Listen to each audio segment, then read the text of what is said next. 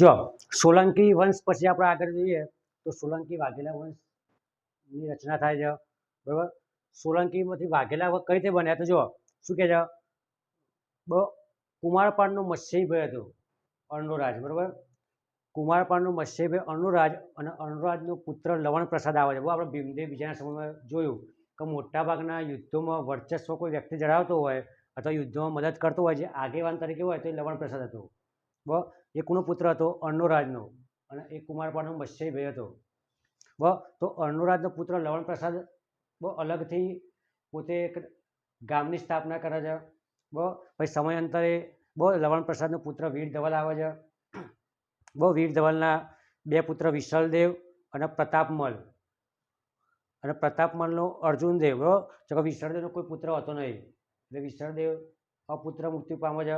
બરાબર. પણ પ્રતાપમલનો પુત્ર હોય છે અર્જુનદેવ, અને અર્જુનદેવના બે પુત્ર હોય છે સારંગદેવ અને રામદેવ. બહુ સારંગદેવ અપુત્ર મૃત્યુ પામે છે.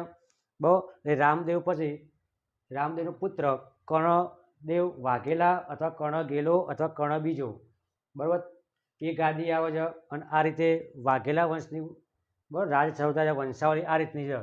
તો જો જોઈએ મૂળરાજ સોલંકી વંશના પતન પછી અનહિલવાડ એટલે પાટણ, બહુ અનહિલવાડ અથવા અનહિલવાડા, બહુ એવું કહેવાય છે. અનહિલવાડમાં આ જ કુળની બીજી શાખા, બરાબર, સોલંકી કુળની બીજી શાખા ગણાય. બહુ આપણે આવ્યા તો સોલંકી કુળમાંથી બે ભાગ પડ્યા. બરાબર. તો સોલંકી કુળની બીજી શાખા વ્યાધ્રપલ્લી દ્વારા સત્તાની સ્થાપના થઈ. બહુ લવણ પ્રસાદે વ્યાધ્રપલ્લી નામના સ્થળે સત્તાની સ્થાપના કરી, જેને વાઘેલા સોલંકી વંશ તરીકે પણ ઓળખવામાં આવે છે. પાટણના હારીજ પાસે વાઘેલ અથવા વાઘેલા, બહુ યાદ રાખજો, અમુક વાઘેલા આપ્યું છે. બહુ હારીજ પાસે વાઘેલ અથવા વાઘેલા નામના ગામ પરથી આ વંશનું નામ પડ્યું. બહુ વાઘેલા નામ કઈ પડ્યું? બહુ તો વ્યાધ્રપલ્લી દ્વારા જે સત્તા સ્થાપવામાં આવી, બહુ એ સત્તા જે વાઘેલ અથવા વાઘેલા ગામ હતું, બરાબર, કઈ જગ્યાએ? હારીજ પાસે.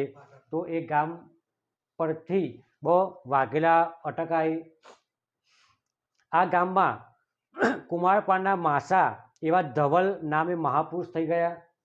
બહુ વીર ધવલ નહીં, બહુ, પણ એ કુમારપાળના માસા હતા. અને કુમારપાળના માસા ધવલનો પુત્ર અર્ણોરાજ હતો અને અર્ણોરાજનો પુત્ર લવણ પ્રસાદ હતો.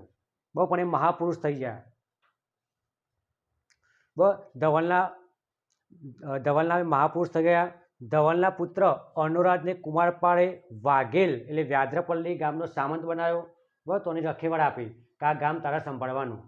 બહુ વાઘેલ ગામની